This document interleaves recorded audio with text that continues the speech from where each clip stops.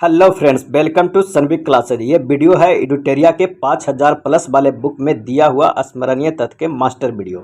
स्मरणीय तथ्य में आज देखेंगे भारत की राज्य व्यवस्था। इससे पहले भारतीय इतिहास, भारतीय भूगोल का मास्टर वीडियो लोड कर दिया गया है, प्ले लिस्ट में जाके देख सकते हैं। स्मरणीय तथ्य में वैसा पॉइंट को एक जगह किया गया है जो अक्सर एग्जाम में पूछा जाता है। ये काफ़ी अच्छा संग्रह है क्विक रिवीजन के लिए। तो आइए शुरू करते हैं। रेगुलेटिंग एक्ट से रेगुलेटिंग एक्ट अधिनियम को पारित किया गया है 1773 ईस्वी में। पहली बार रेगुलेटिंग एक्ट को पारित किया गया था 1773 ईस्वी में। इस अधिनियम के अंतर्गत बंगाल के गवर्नर को बंगाल का गवर्नर जनरल नाम दिया गया है। इसके अंतर्गत कलकत्ता में उच्चतम न्यायालय की स्थापना की गई थी। रेगुलेटिंग एक्ट अधिनियम 1773 के अंतर्गत कलकत्ता में उच्चतम न्यायालय की स्थापना की गई थी। इस अधिनियम के अंतर्गत पहली बार ब्रिटिश कंपनी के प्रशासनिक एवं राजनीतिक कार्यों को मान्यता मिली थी। अगला जो बना था वो पिट्स इंडिया एक्ट अधिनियम 1784 ईस्वी में। ये पारित हुआ था 1784 ईस्वी में। इसके द्वारा बोर्ड ऑफ डायरेक्टर्स का गठन किया गया था और इसके द्वारा बोर्ड ऑफ कंट्रोलर का भी गठन किया गया था। ब्रिटिश कंपनी के अधिकार पत्र को 20 वर्षों के लिए बढ़ाया गया था। उसके बाद 1813 ईस्वी में चार्टर अधिनियम आया था। उसके अंतर्गत क्या हुआ था कि भारत का कंपनी के साथ व्यापारिक एकाधिकार को छीना गया, परंतु चीन तथा पूर्वी देशों के साथ चाय के व्यापार का एकाधिकार प्राप्त रहा। इस अधिनियम के अंतर्गत ईसाई मिशनरीज को भारत आने की अनुमति मिल गई थी 1813 के चार्टर अधिनियम के अंतर्गत। अगला है ब्रिटिश कंपनी के साथ व्यापारिक एकाधिकार को पूर्णतः समाप्त किया गया था 1833 का चार्टर अधिनियम के अंतर्गत। बंगाल के गवर्नर जनरल को भारत का गवर्नर जनरल कहा जाने लगा 1833 के चार्टर अधिनियम के अंतर्गत। इस अधिनियम के तहत गवर्नर जनरल की परिषद में विधि सदस्य के रूप में चौथे सदस्य को शामिल किया गया। इसी अधिनियम के अंतर्गत लॉर्ड मैकाले की अध्यक्षता में प्रथम विधि आयोग का गठन किया गया था। ये सारे 1833 का चार्टर अधिनियम के अंतर्गत हुआ था। नेक्स्ट है भारत से मुगल सम्राट के पद को समाप्त किया गया 1858 का भारत शासन अधिनियम के अंतर्गत। इस अधिनियम के अंतर्गत भारत का शासन कंपनी से छीनकर ब्रिटिश क्राउन के हाथों सौंपा गया था। इसके अंतर्गत भारत से बोर्ड ऑफ डायरेक्टर्स एवं बोर्ड ऑफ कंट्रोल के पद को समाप्त किया गया था। भारत में सचिव पद का सृजन किया गया था। भारत के गवर्नर जनरल का नाम बदलकर वायसराय किया गया था और इस अधिनियम के अंतर्गत लॉर्ड कैनिंग भारत के पहले वायसराय एवं अंतिम गवर्नर जनरल हुए थे। गवर्नर जनरल को पहली बार अध्यादेश जारी करने की शक्ति दी गई थी 1861 का भारत परिषद अधिनियम के अंतर्गत। जो गवर्नर जनरल है उसको पहली बार अध्यादेश जारी करने की शक्ति दी गई थी। ईस्ट इंडिया कंपनी को औपचारिक रूप से भंग किया गया था 1 जनवरी 1874 ईस्वी को। अगला है अप्रत्यक्ष निर्वाचन प्रणाली की शुरुआत कब की गई थी।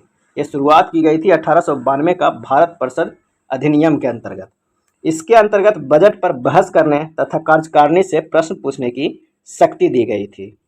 मुस्लिम समुदाय के लिए पृथक प्रतिनिधित्व का उपबंध किया गया था 1909 को भारत परिषद अधिनियम के अंतर्गत। 1909 के भारत परिषद अधिनियम के अंतर्गत क्या क्या हुआ था। इस अधिनियम को मार्ले मिंटो सुधार अधिनियम के भी नाम से जाना जाता था।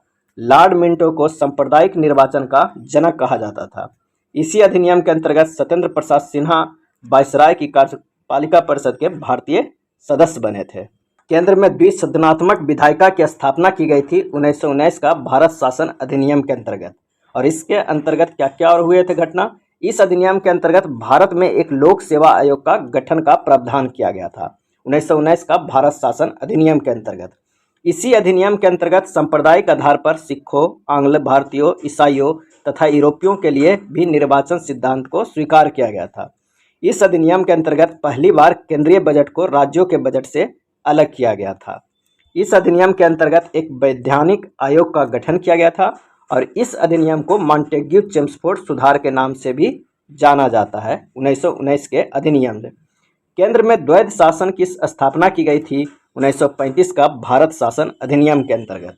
और इस अधिनियम के अंतर्गत और क्या क्या हुए थे। तो इस अधिनियम के अंतर्गत प्रांतों से द्वैध शासन व्यवस्था को समाप्त कर दिया गया था और केंद्रों में द्वैध शासन की स्थापना की गई थी। इस अधिनियम के अंतर्गत बर्मा को भारत से अलग कर दिया गया था 1935 के भारत शासन अधिनियम के अंतर्गत। इस अधिनियम के अंतर्गत ही भारतीय रिजर्व बैंक की स्थापना की गई थी। 1935 के अधिनियम के बारे में कटाक्ष करते हुए जवाहरलाल नेहरू ने कहा यह गुलामी का अधिकार पत्र है तथा यह एक ऐसी कार है जिसमें ब्रेक तो है पर इंजन ही नहीं है। भारतीय स्वतंत्रता अधिनियम को प्रस्तावित किया गया था 4 जुलाई 1947 ईस्वी को। अब भारतीय स्वतंत्रता अधिनियम 1947 के अंतर्गत धाराएं की संख्या थी कितनी? 20। अगला देखते हैं प्रमुख पॉइंट कि भारतीय संविधान के निर्माण हेतु बनी समितियां एवं उसके अध्यक्ष कौन कौन थे। यहाँ पे 5 प्रमुख समिति के अध्यक्ष के बारे में। संघीय संविधान समिति के अध्यक्ष थे जवाहरलाल नेहरू। संघ शक्ति समिति के भी जवाहरलाल नेहरू थे अध्यक्ष। संचालन समिति के डॉक्टर राजेंद्र प्रसाद, प्रारूप समिति के डॉक्टर भीमराव अंबेडकर और प्रांतीय संविधान समिति के वल्लभ भाई पटेल थे। नेक्स्ट देखते हैं कि भारतीय संविधान का निर्माण किया गया कैबिनेट मिशन की सिफारिश पे। किसके सिफारिश पे? कैबिनेट मिशन की सिफारिश पे। संविधान सभा के निर्माण हेतु जुलाई 1946 में चुनाव कराए गए थे।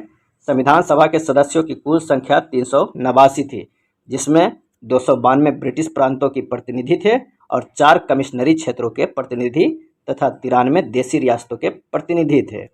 संविधान सभा की पहली बैठक कब हुई थी? तो पहली बैठक 9 दिसंबर 1946 को हुआ और संविधान सभा के पहले अस्थायी अध्यक्ष थे डॉक्टर सच्चिदानंद सिन्हा थे। 11 दिसंबर 1946 ईस्वी को डॉक्टर राजेंद्र प्रसाद को संविधान सभा का अध्यक्ष अस्थायी चुन लिया गया था।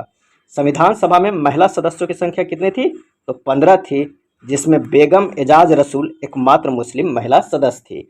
बेगम एजाज रसूल एकमात्र मुस्लिम महिला सदस्य थी। संविधान सभा के समक्ष 13 दिसंबर 1946 को जवाहरलाल नेहरू ने एक के द्वारा उद्देश्य प्रस्ताव पेश किया गया था और 22 जनवरी 1947 को संविधान सभा द्वारा उद्देश्य प्रस्ताव को स्वीकार किया गया था। 29 अगस्त 1947 को प्रारूप समिति का गठन किया गया, जिसके सदस्यों की संख्या कितनी थी? 7 थी। अगला है भारतीय संविधान को 26 नवंबर 1949 को संविधान सभा द्वारा पारित किया गया।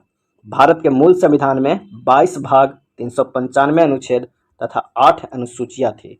संविधान सभा की अंतिम बैठक 24 जनवरी 1950 ईस्वी को हुआ था। भारत के लिए एक अलग संविधान सभा की गठन हेतु संविधान सभा का सबसे पहले विचार दिया था स्वराज पार्टी ने 1924 ईस्वी में। अगला कुछ प्रमुख पॉइंट है कि भारतीय संविधान की प्रस्तावना को संविधान की कुंजी कहा था। किसने कहा था? के.एम. मुंशी ने। भारतीय संविधान की प्रस्तावना को संविधान की कुंजी कहा था के.एम. मुंशी ने। किस विवाद ने प्रस्तावना को संविधान का भाग नहीं माना? तो वो बेरूबाड़ी वाद है। और किस वाद ने प्रस्तावना को संविधान का भाग माना? तो केशवानंद भारती वाद है। 42वें संविधान संशोधन अधिनियम 1976 के द्वारा प्रस्तावना में जोड़े गए कौन कौन से थे? समाजवादी, पथनिरपेक्ष, अखंडता।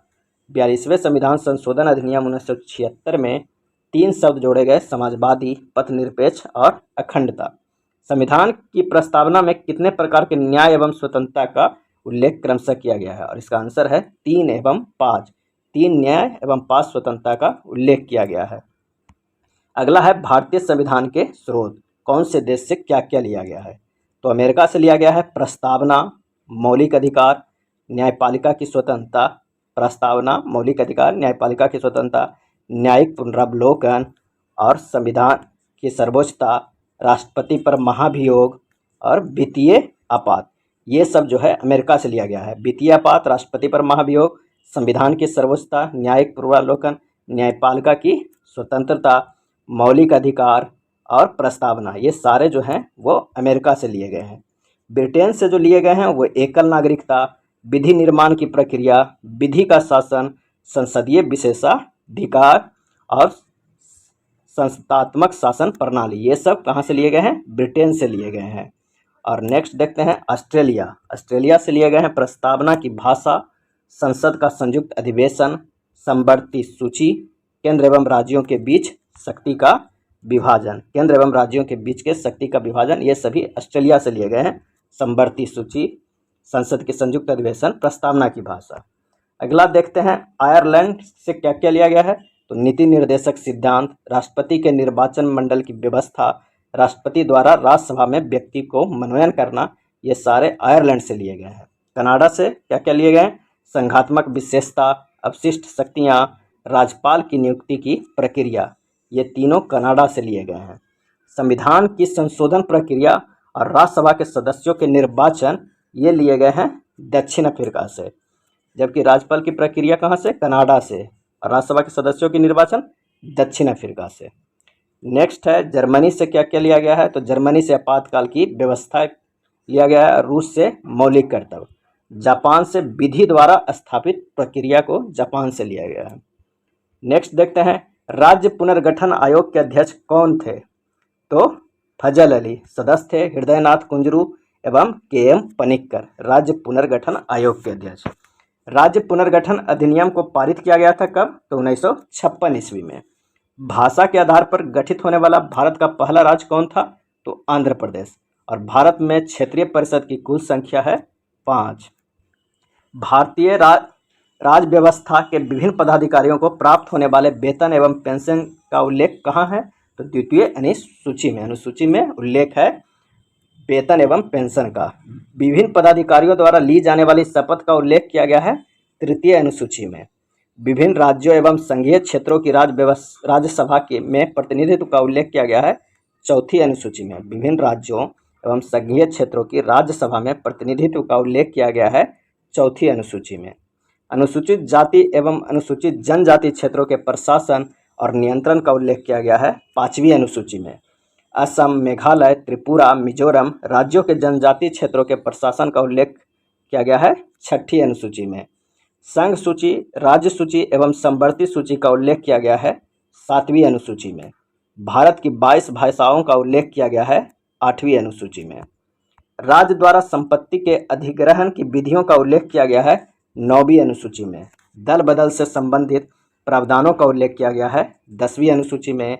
पंचायती राज व्यवस्थाओं को कार्य करने हेतु 29 विषय प्रदान किए गए हैं 11वीं अनुसूची में अनुच्छेद 243 जी में। और शहरी क्षेत्रों की स्थानीय स्वशासन संस्थाओं को कार्य करने हेतु 18 विषय प्रदान किए गए हैं 12वीं अनुसूची में अनुच्छेद 243 डब्ल्यू में। अब आइए देखते हैं भारत के विभिन्न पदाधिकारियों के शपथ एवं त्यागपत्र। तो पद अगर राष्ट्रपति का है तो वो शपथ लेंगे मुख्य न्यायाधीश दिलाएंगे और त्यागपत्र देंगे उपराष्ट्रपति को। उपराष्ट्रपति को शपथ दिलाएंगे राष्ट्रपति, जबकि त्यागपत्र भी लेंगे राष्ट्रपति। प्रधानमंत्री शपथ कौन कराएगा प्रधानमंत्री को? तो राष्ट्रपति, और त्यागपत्र भी राष्ट्रपति को दिया जाएगा। मुख्य न्यायाधीश के शपथ दिलाते हैं राष्ट्रपति और त्यागपत्र राष्ट्रपति के पास जाता है। राज्यपाल के राज्य के मुख्य न्यायाधीश शपथ दिलाते हैं और त्यागपत्र राष्ट्रपति को दिया जाता है। मुख्यमंत्री के शपथ राज्यपाल दिलाते हैं और त्यागपत्र भी राज्यपाल लेते हैं। विभिन्न पदाधिकारियों के मासिक वेतन कितना है देख लेते हैं।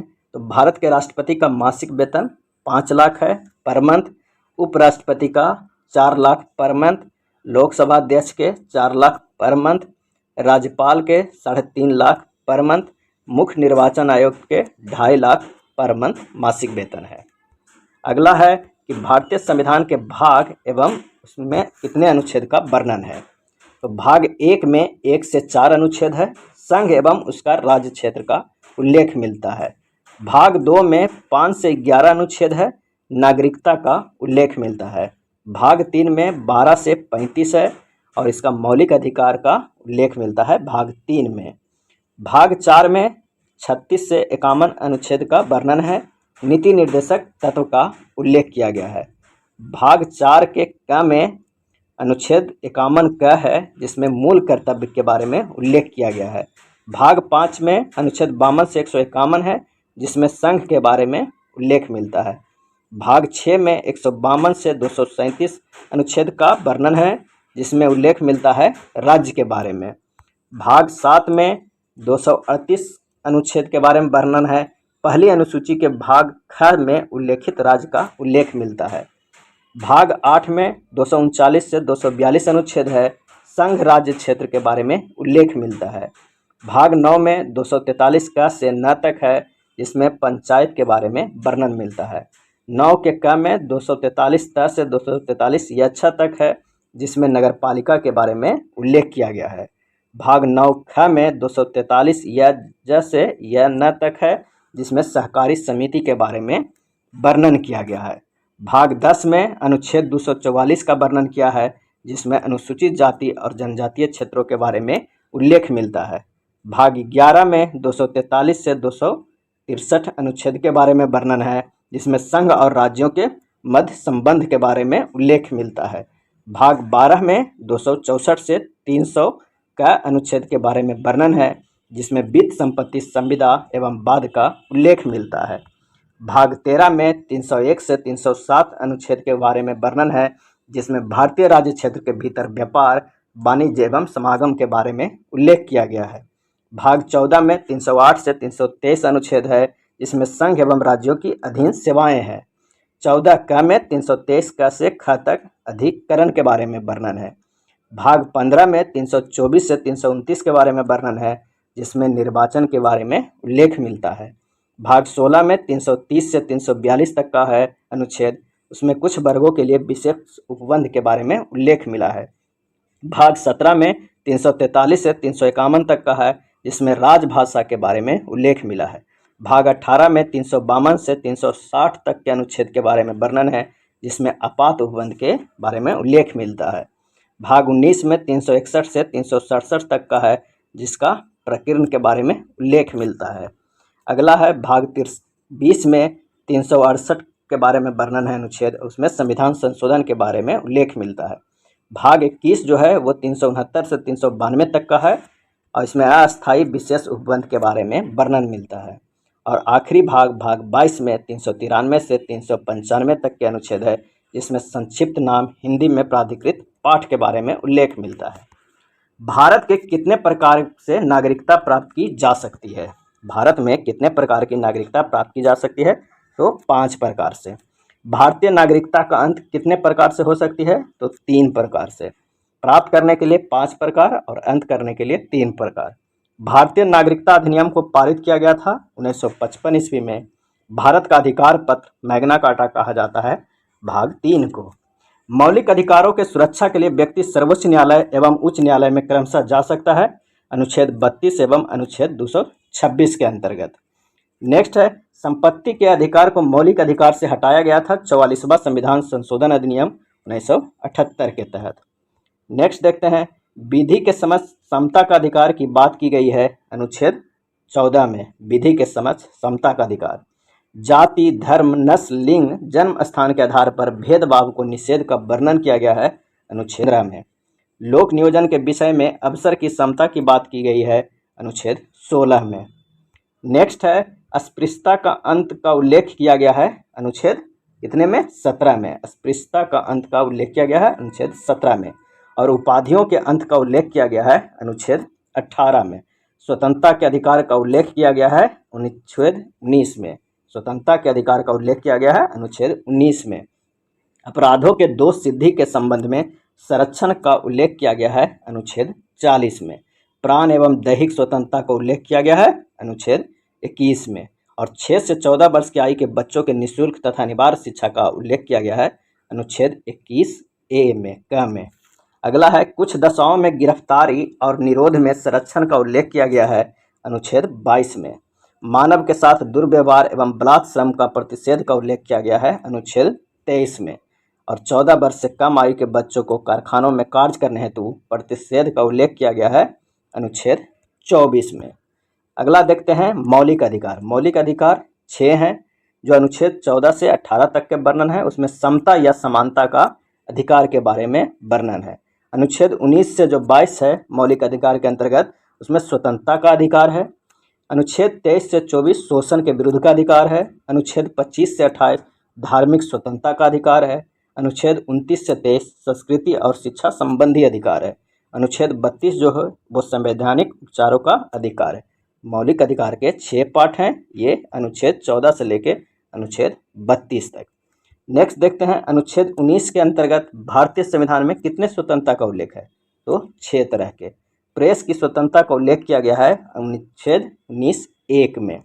अब स्वतंत्रता के जो अधिकार है अनुच्छेद 19 में, वो भी 6 प्रकार के हैं। कौन कौन है? तो अनुच्छेद 19A में है बोलने की स्वतंत्रता। 19B में है शांतिपूर्ण सभा करने की स्वतंत्रता। 19C में है संघ बनाने की स्वतंत्रता। 19D में है आवागमन की स्वतंत्रता। 19E में है निवास करने एवं बसने की स्वतंत्रता। 19G में है व्यापार करने एवं जीविका चलाने की स्वतंत्रता। यानी कि आप सबसे पहले देख सकते हैं कि आपको बोलने की स्वतंत्रता दिया गया है। आप शांतिपूर्ण सभा में भी बोल सकते हैं। अगर शांति सभा में बोल रहे हैं तो संघ भी बना सकते हैं, और संघ बनाए तो उसमें आने जाने की भी स्वतंत्रता है, और आने जाने की स्वतंत्रता है तो रुकने की भी स्वतंत्रता है, और रुकने की है तो व्यापार भी कर सकते हैं और अपनी जीविका भी चला सकते हैं। इस तरह आप याद कर सकते हैं स्वतंत्रता के अधिकार अनुच्छेद 19A से लेकर 19G तक। नेक्स्ट है अल्पसंख्यक वर्गों के हितों का संरक्षण का उल्लेख किया गया है अनुच्छेद 29 में। अल्पसंख्यक वर्गों के शिक्षा संस्थानों की स्थापना का उल्लेख किया गया है अनुच्छेद 30 में। भीमराव अंबेडकर ने किस अनुच्छेद को संविधान की आत्मा कहा है, और इसका आंसर हो जाएगा अनुच्छेद 32 ने। सभी ने संविधान को आत्मा प्रस्तावना को कहा है, जबकि भीमराव अंबेडकर ने अनुच्छेद 32 को संविधान को आत्मा कहा है। अनुच्छेद 32 के अंतर्गत कितने प्रकार के रीट जारी किए जाते हैं, तो आंसर हो जाएगा 5 प्रकार के। राज्यों की परिभाषा का उल्लेख किया गया है अनुच्छेद 36 में। किस अनुच्छेद में यह उल्लेखित है कि राज्य के नीति निर्देशक तत्वों को न्यायालय द्वारा लागू नहीं किया जा सकता है, तो अनुच्छेद 37। राज्य लोक कल्याण का उल्लेख किया गया है अनुच्छेद 38 में। समान कार्य के लिए समान वेतन का उल्लेख किया गया है अनुच्छेद 39 क में, और ग्राम पंचायतों के संगठन का उल्लेख किया गया है अनुच्छेद 40 में। नेक्स्ट है कुछ दशाओं में काम शिक्षा पाने का अधिकार का उल्लेख किया गया है अनुच्छेद 41 में। प्रसूति सहायता एवं काम की न्याय संगत और मनोवोचित दशाओं को उल्लेख किया गया है अनुच्छेद 42 में। कुटीर उद्योग को प्रोत्साहन एवं कर्मकारों के लिए निर्वाचन मजदूरी का उल्लेख किया गया है अनुच्छेद 43 में, जबकि नागरिकों के लिए समान सिविल संहिता का उल्लेख किया गया है अनुच्छेद 34 में। अगला है 0 से 6 वर्ष की आयु के बच्चों के लिए निःशुल्क शिक्षा का उल्लेख किया गया है अनुच्छेद 45 में। SC ST एवं दुर्लभ वर्गों के शिक्षा और अन्य हितों की वृद्धि का उल्लेख किया गया है अनुच्छेद 46 में। मद्यपान निषेध, पोषाहार स्तर एवं लोक स्वास्थ्य का उल्लेख किया गया है अनुच्छेद 47 में। नेक्स्ट है कृषि एवं पशुपालन संगठन का उल्लेख किया गया है अनुच्छेद 48 में। कृषि एवं पशुपालन संगठन का उल्लेख किया गया है 48 में। पर्यावरण संरक्षण एवं वन जीवों की रक्षा का उल्लेख किया गया है अनुच्छेद 48 क में। राष्ट्रीय स्मारकों एवं संस्थानों के संरक्षण का उल्लेख किया गया है अनुच्छेद 49 में। कार्यपालिका एवं न्यायपालिका का पृथक्करण का उल्लेख मिलता है अनुच्छेद 50 में। अंतर्राष्ट्रीय शांति और सुरक्षा का उल्लेख किया गया है अनुच्छेद 51 में। किसने कहा था कि राज्य का नीति निर्देशक तत्व एक ऐसा चेक है जो बैंक की सुविधा अनुसार अदा की जाएगी, और इसका आंसर है KT शाह ने। नेक्स्ट देखते हैं किस समिति की सिफारिश पर मौलिक कर्तव्यों को संविधान में जोड़ा गया था। किस समिति की सिफारिश पर मौलिक कर्तव्यों को संविधान में जोड़ा गया था, तो सरदार स्वर्ण सिंह समिति 1976 में। वर्तमान में हमारे संविधान में मौलिक कर्तव्य की संख्या कितनी है, इसका आंसर हो जाएगा 11। अगला है भारतीय संघ की कार्यपालिका की शक्ति निहित होती है, किसमें निहित होती है, तो राष्ट्रपति में। राष्ट्रपति के निर्वाचन संबंधी नियमों का उल्लेख किया गया है अनुच्छेद 54 में। राष्ट्रपति के निर्वाचन मंडल में शामिल होते हैं संसद के दोनों सदनों एवं राज्य विधानसभाओं के निर्वाचित सदस्य। नेक्स्ट है 17वें संविधान संशोधन द्वारा किन 2 केंद्र शासित प्रदेश के विधानसभा के निर्वाचित सदस्यों को राष्ट्रपति के निर्वाचन मंडल में शामिल किया गया है, और इसका आंसर हो जाएगा दिल्ली एवं पुडुचेरी। राष्ट्रपति का निर्वाचन होता है एकल संक्रमणीय मत प्रणाली द्वारा। राष्ट्रपति के कार्यकाल का उल्लेख किया गया है अनुच्छेद 56 में। राष्ट्रपति उम्मीदवार को जमानत राशि के रूप में जमा करना होता है 15,000 रुपया। नेक्स्ट है राष्ट्रपति के पद के लिए पुनः निर्वाचन पात्रता का उल्लेख किया गया है अनुच्छेद 57 में। राष्ट्रपति निर्वाचित होने हेतु अर्हताओं का उल्लेख किया गया है अनुच्छेद 58 में। राष्ट्रपति द्वारा लिए जाने वाले शपथ प्रतिज्ञान का उल्लेख किया गया है अनुच्छेद 60 में। राष्ट्रपति पर महाभियोग की प्रक्रिया का उल्लेख किया गया है अनुच्छेद 61 में। जो राष्ट्रपति पर महाभियोग लगता है उसका उल्लेख 61 में किया गया है। अगला है राष्ट्रपति द्वारा संसद के दोनों सदनों की संयुक्त अधिवेशन बुलाने का उल्लेख किया गया है अनुच्छेद 108 में, और राष्ट्रपति द्वारा संसद के दोनों सदनों द्वारा पारित विधेयक पर सहमति अथवा रोक अथवा पुनर्विचार हेतु सदन को लौटाने का उल्लेख किया गया है अनुच्छेद 111 में। राष्ट्रपति का अध्यादेश जारी करने की शक्ति प्रदान की गई है अनुच्छेद 1, 2, 3 में 123 में। किसी भौगोलिक क्षेत्र को अनुसूचित क्षेत्र घोषित करने का संवैधानिक अधिकार किसके पास है, तो राष्ट्रपति के पास है। नेक्स्ट देखते हैं भारत के प्रथम राष्ट्रपति कौन थे, तो डॉक्टर राजेंद्र प्रसाद। अब भारत के पहले मुस्लिम राष्ट्रपति कौन थे, तो डॉक्टर जाकिर हुसैन। भारत की पहली महिला राष्ट्रपति कौन थी, तो प्रतिभा देवी सिंह पाटिल। भारत की पहली महिला आदिवासी राष्ट्रपति कौन है, तो द्रौपदी मुर्मू। किस अनुच्छेद में भारत का एक उपराष्ट्रपति होगा का उल्लेख किया गया है? तो ये अनुच्छेद 63 में उल्लेख किया गया है। उपराष्ट्रपति राज्यसभा का पदेन सभापति होंगे, उसका उल्लेख किया गया है अनुच्छेद 64 में। अगला है, भारत के उपराष्ट्रपति के चुनाव में शामिल होते हैं कौन कौन? संसद के दोनों सदनों के निर्वाचित एवं मनोनीत सदस्य सभी शामिल होते हैं उपराष्ट्रपति में, जबकि राष्ट्रपति में संसद के दोनों सदनों एवं विधानसभा के सदस्य भाग लेते हैं। राष्ट्रपति की सहायता और सलाह प्रदान करने हेतु मंत्रिपरिषद का उल्लेख किया गया है अनुच्छेद 74(1) में। प्रधानमंत्री की नियुक्ति की जाती है राष्ट्रपति के द्वारा अनुच्छेद 75(1) में। मंत्रिपरिषद में प्रधानमंत्री सहित मंत्रियों की कुल संख्या लोकसभा के सदस्यों का कितना प्रतिशत होना चाहिए? 15%। अगला है, मंत्रिपरिषद सामूहिक रूप से उत्तरदायी होता है लोकसभा के प्रति। मंत्रिपरिषद व्यक्तिगत रूप से उत्तरदायी होता है राष्ट्रपति के प्रति। आज़ादी के समय केंद्र में मंत्रालय की कुल संख्या कितनी थी? 18 मंत्रालय थे। भारत के पहले प्रधानमंत्री थे जवाहरलाल नेहरू और भारत की पहली महिला प्रधानमंत्री थी इंदिरा गांधी। और वैसे प्रधानमंत्री जो लोकसभा में उपस्थित ही नहीं हुए थे चौधरी चरण सिंह। और सबसे कम समय तक प्रधानमंत्री के पद पर रहने वाले व्यक्ति थे अटल बिहारी वाजपेयी, मात्र 13 दिन। नेक्स्ट है, भारत की संसद का निर्माण होता है राष्ट्रपति, राज्यसभा एवं लोकसभा से मिलकर। भारतीय संसद का उल्लेख किया गया है अनुच्छेद 79 में। राज्यसभा की संरचना का उल्लेख किया गया है अनुच्छेद 80 में और लोकसभा के संरचना का उल्लेख किया गया है अनुच्छेद 81 में। इसे सरला के नाम से जाना जाते हैं।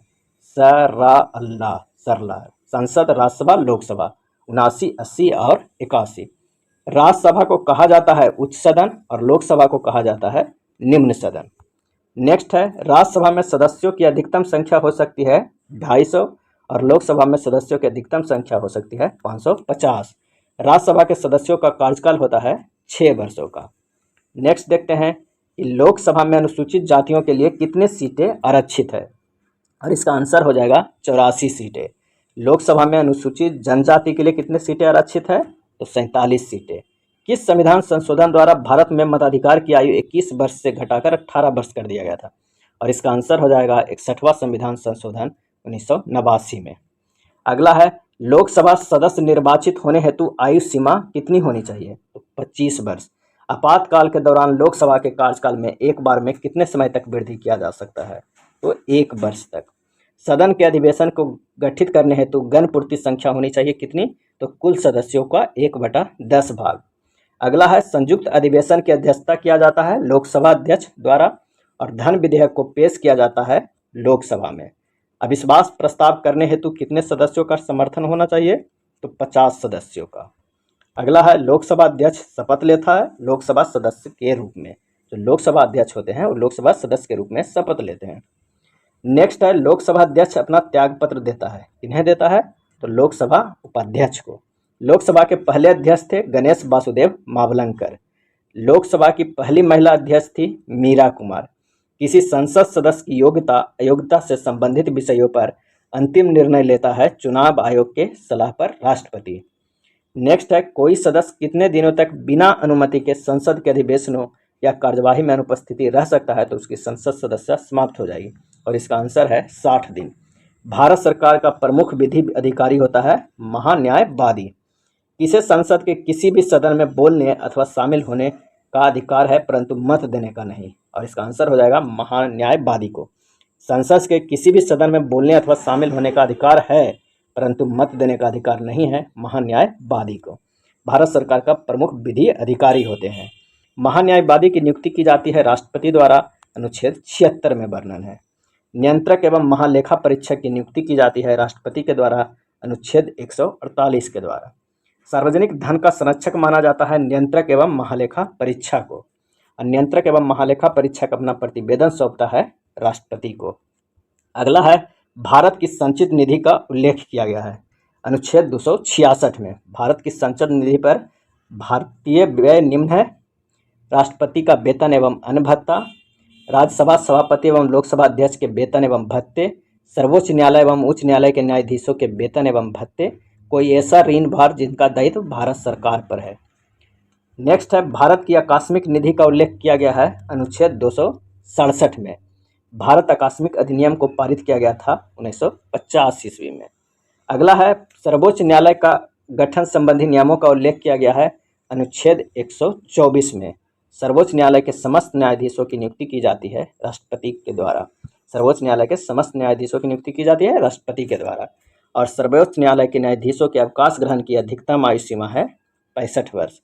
भारत में लोकहित मुकदमा PIL की अवधारणा लाने का श्रेय जाता है न्यायमूर्ति PN भगवती को।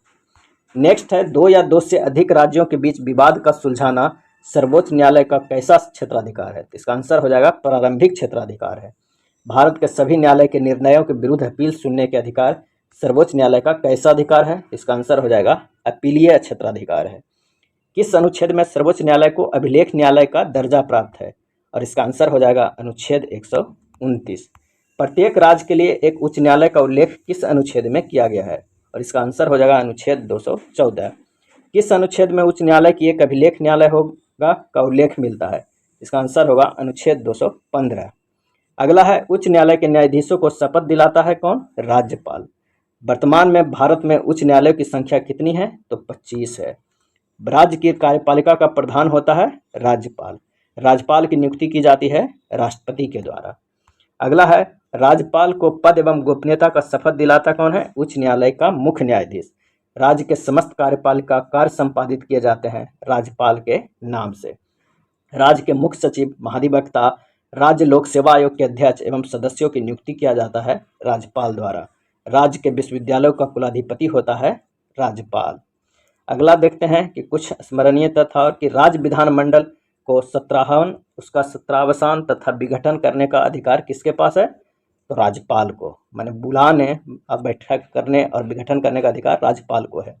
किसी राज्य में विधान परिषद की स्थापना और समाप्ति का उल्लेख किया गया है अनुच्छेद 169 में। विधानमंडल का उच्च सदन कहा जाता है विधान परिषद को। नेक्स्ट देखते हैं कि विधान परिषद के सदस्यों की संख्या विधानसभा के कुल सदस्यों की संख्या का होनी चाहिए 1/3 भाग। वर्तमान में 2022 तक भारत में कुल कितने राज्यों में विधान परिषद है? इसका आंसर हो जाएगा 6। कितने राज्यों में विधान परिषद है? 6। विधान परिषद का सदस्य बनने हेतु न्यूनतम आयु होनी चाहिए 30 वर्ष। और विधान परिषद की कुल सदस्यों का कितना भाग राज्यपाल द्वारा मनोनीत किया जाता है? इसका आंसर हो जाएगा 1/6 भाग। विधानसभा में सदस्यों की अधिकतम एवं न्यूनतम संख्या क्रमशः हो सकती है 500 एवं 60। विधानसभा का सदस्य बनने हेतु न्यूनतम आयु 25 वर्ष। मुख्यमंत्री की नियुक्ति की जाती है राज्यपाल के द्वारा। नेक्स्ट है, मंत्रिपरिषद का प्रधान कौन होते हैं? तो मुख्यमंत्री होते हैं। मुख्यमंत्री के समस्त कार्यों का उल्लेख किया गया है अनुच्छेद 167 में। मुख्यमंत्री के समस्त कार्यों का उल्लेख किया गया है अनुच्छेद 167 में। केंद्र शासित प्रदेशों को शासन किसके द्वारा संचालित किया जाता है? तो राष्ट्रपति के द्वारा। विभिन्न सूचियां एवं विषय देख लेते हैं। संघ सूची में मूल 97 विषय है। रक्षा, विदेशी मामले, जनगणना, रेल परिवहन, टेलीफोन, डाक एवं तार, अंतर्राष्ट्रीय संधि, ये सभी संघ सूची में आते हैं। राष्ट्र सूची में मूलतः 66 विषय हैं। कृषि, स्थानीय शासन, लोक व्यवस्था, कारागार, भू राजस्व, सिंचाई, पुलिस, ये सभी राज्य सूची में आते हैं। कृषि, स्थानीय शासन, लोक व्यवस्था, कारागार, भू राजस्व, सिंचाई, पुलिस। और समवर्ती सूची में मूलतः 47 विषय हैं। शिक्षा, समाचार पत्र, परिवार नियोजन, वन, जनसंख्या नियंत्रण, कारखाना और आर्थिक नियोजन सभी आते हैं समवर्ती सूची में। नेक्स्ट है, संसद को राष्ट्रहित को ध्यान में रख राज्य सूची के विषय पर कानून बनाने का अधिकार दिया गया है अनुच्छेद 249 में। संसद को अंतर्राष्ट्रीय समझौते को प्रभावी बनाने हेतु राज्य सूची के विषय पर कानून बनाने का अधिकार दिया गया है अनुच्छेद 253 में। केंद्र राज्य संबंधों पर आधारित सहकारिय आयोग का गठन किस वर्ष किया गया था? तो 1983 में। सरकारिया आयोग का गठन 1983 में। सरकारिया आयोग ने केंद्र राज्य संबंध सुधार हेतु अंतिम रिपोर्ट कब पेश किया था? तो 1987 ईस्वी में। केंद्र सरकार ने केंद्र राज्य संबंधों की समीक्षा हेतु पुंछी आयोग का गठन किया गया था 2007 में। अगला है, अंतर्राष्ट्रीय नदियों एवं नदी घाटियों के पानी से संबंधित विवादों का उल्लेख किया गया है अनुच्छेद 262 में। केंद्र राज्य के मध्य समन्वय स्थापित करने हेतु अंतर्राष्ट्रीय परिषद का गठन किया गया है अनुच्छेद 263 में। अंतर्राष्ट्रीय परिषद का गठन किया गया था 1990 में। योजना आयोग के स्थान पर नीति आयोग का गठन किया गया 1 जनवरी 2015 को। नीति आयोग के अध्यक्ष होते हैं प्रधानमंत्री। और नीति आयोग के प्रथम उपाध्यक्ष थे अरविंद पनगड़िया। नीति आयोग के प्रथम सीईओ थे सिंधु श्री खुल्लर। राष्ट्रीय विकास परिषद का गठन किया गया था 6 अगस्त 1952 को और राष्ट्रीय विकास परिषद के अध्यक्ष होते हैं प्रधानमंत्री। किसने राष्ट्रीय विकास परिषद को सुपर कैबिनेट कहकर संबोधित किया था? के संथानम ने। अगला है केंद्रीय वित्त आयोग के गठन का उल्लेख किया गया है अनुच्छेद 280 में। केंद्रीय वित्त आयोग के गठन का वित्त आयोग के अध्यक्ष सहित सदस्यों की कुल संख्या होती है 5। राज्य वित्त आयोग का गठन का प्रावधान है अनुच्छेद 243 आई में। केंद्रीय वित्त आयोग के पहले अध्यक्ष थे केसी नियोगी जी। नेक्स्ट है केंद्रीय वित्त आयोग के 15वें अध्यक्ष हैं एनके सिंह, 2021 से 2026 तक रहे। केंद्रीय वित्त आयोग का गठन किया जाता है राष्ट्रपति के द्वारा। राष्ट्रपति वित्त आयोग की सिफारिशों को संसद के समक्ष प्रस्तुत करता है अनुच्छेद 281 के अंतर्गत। वित्त आयोग का कार्यकाल होता है 5 वर्षों का। नेक्स्ट है विधि आयोग के सिफारिशों के आधार पर लोक सेवा आयोग का स्थापना किया गया था 1926 ईस्वी में। संघ लोक सेवा आयोग के अध्यक्ष एवं उनके सदस्यों को नियुक्ति करने का अधिकार है राष्ट्रपति को। संघ लोक सेवा आयोग के सदस्यों का कार्यकाल होता है 6 वर्ष या 65 वर्ष, जो पहले पूरा हो जाए। राष्ट्रपति निर्वाचन आयोग की स्थापना की गई थी 25 जनवरी 1950 को। राष्ट्रीय निर्वाचन आयोग की स्थापना की गई थी 25 जनवरी 1950 को। अब मुख्य निर्वाचित सदस्यों की नियुक्ति की जाती है राष्ट्रपति के द्वारा। 1983 के बाद राष्ट्रीय निर्वाचन आयोग को बनाया गया 3 सदस्यीय आयोग। इससे पूर्व 1 सदस्य था। 1993 में राष्ट्रीय निर्वाचन आयोग को 3 सदस्य बनाया गया। मुख्य चुनाव आयुक्त का कार्यकाल होता है 6 वर्ष या 65 वर्ष, जो पहले पूरा हो। भारत में ईवीएम की पहली बार प्रयोग किया गया था 1982 में केरल में। ईवीएम का प्रयोग कर संपूर्ण चुनाव संपादित करने वाला पहला राज्य गोवा था। वीवीपैट का पूर्ण रूप होता है voter verifiable paper audit trail. Next है किस वर्ष से चुनाव आयोग द्वारा फोटोयुक्त पहचान पत्र का प्रयोग किया गया है? तो 1993 से। परिसीमन आयोग के अध्यक्ष होते हैं मुख्य चुनाव आयोग, मुख्य निर्वाचन आयोग। पहली परिसीमन आयोग का गठन किया गया था 1952 में।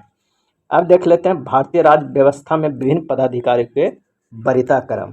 सबसे ऊपर हैं राष्ट्रपति, उसके बाद दूसरे नंबर पे उपराष्ट्रपति, तीसरे नंबर पे प्रधानमंत्री, चौथे नंबर पे अपने राज्यों में राज्यपाल, 5वें नंबर पे भूतपूर्व राष्ट्रपति, 6ठे नंबर पे भारत के मुख्य न्यायाधीश एवं लोकसभा अध्यक्ष, और जो 7वें नंबर पे है वो केंद्रीय कैबिनेट मंत्री एवं उनके राज्यों के मुख्यमंत्री, 8वें नंबर पे है राजदूत।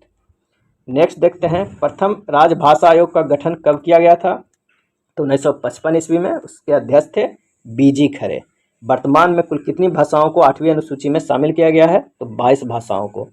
किस संविधान संशोधन द्वारा सिंधी भाषा को 8वीं अनुसूची में शामिल किया गया है? 21वां 1967 ईस्वी में।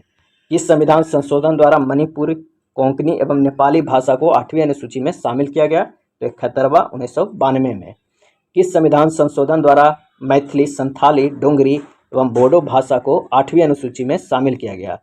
92वां संविधान संशोधन 2003 में। किस अनुच्छेद में बच्चों को प्राथमिक स्तर पर मातृभाषा में शिक्षा देने की बात की गई? अनुच्छेद 350 क में। किस अनुच्छेद में हिंदी को प्रोत्साहन देने की बात की गई? तो अनुच्छेद 351 में।